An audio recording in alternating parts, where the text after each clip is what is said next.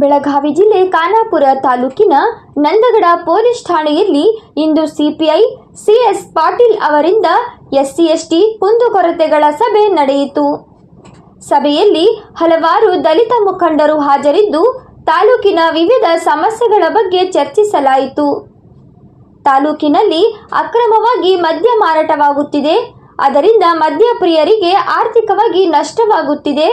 ಕಾರಣ ಅದಕ್ಕೆ ಕಡಿವಾಣ ಹಾಕಬೇಕೆಂದು ದಲಿತ ಮುಖಂಡರು ಮನವಿ ಮಾಡಿದರು. ಮತ್ತು ಕೆಲವು ಇಲಾಖೆಗಳಲ್ಲಿ ದಲಿತರಿಗೆ ಅನ್ಯಾಯ ಆಗುತ್ತಿದೆ, ಅದು ನಿಲ್ಲಬೇಕು ಎಂದರು. ಹಾಗೂ ಸಾರ್ವಜನಿಕ ವಲಯಗಳಲ್ಲಿ ಇನ್ನು ಹಲವಾರು ಸಮಸ್ಯೆಗಳ ಕುರಿತು ದಲಿತರ ಹಕ್ಕುಗಳ ಬಗ್ಗೆ ಚರ್ಚಿಸಲಾಯಿತು. ತಾಲೂಕು ಮಟ್ಟದಲ್ಲಿ ದಲಿತ ಕುಂದುಕೊರತೆ ಸಭೆ ನಡೆಸಬೇಕೆಂದು ಮನವಿ ಮಾಡಿದರು.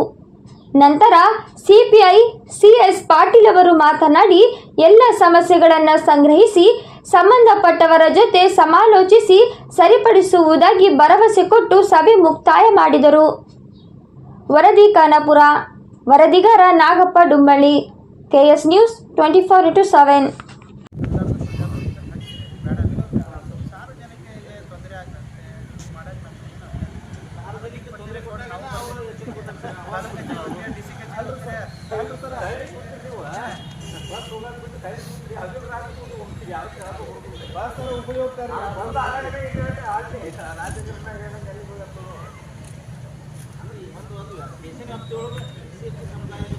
ಗ್ರಹಚಾರ ದೋಷ, ಆರ್ಥಿಕ ಅಡಚಣೆ, ವ್ಯಾಪಾರದಲ್ಲಿ ನಷ್ಟ, ನಿರುದ್ಯೋಗ, ಸಾಂಸಾರಿಕ ವಿರಸ, ಸ್ತ್ರೀ ಪ್ರೇಮ, ವಶೀಕರಣ, ಬೆಂಬಿಡದ ರೋಗ ರುಜಿನಗಳು, ವಿದೇಶ ಪ್ರಯಾಣ, ಸಕಲ ಸಂಪತ್ತಿದ್ದರೂ ಮನಃಶಾಂತಿಗೆ ಕೊರತೆ, ಹೀಗೆ ಸಮಸ್ಯೆಗಳು ಯಾವುದೇ ಇರಲಿ ಪರಿಹಾರ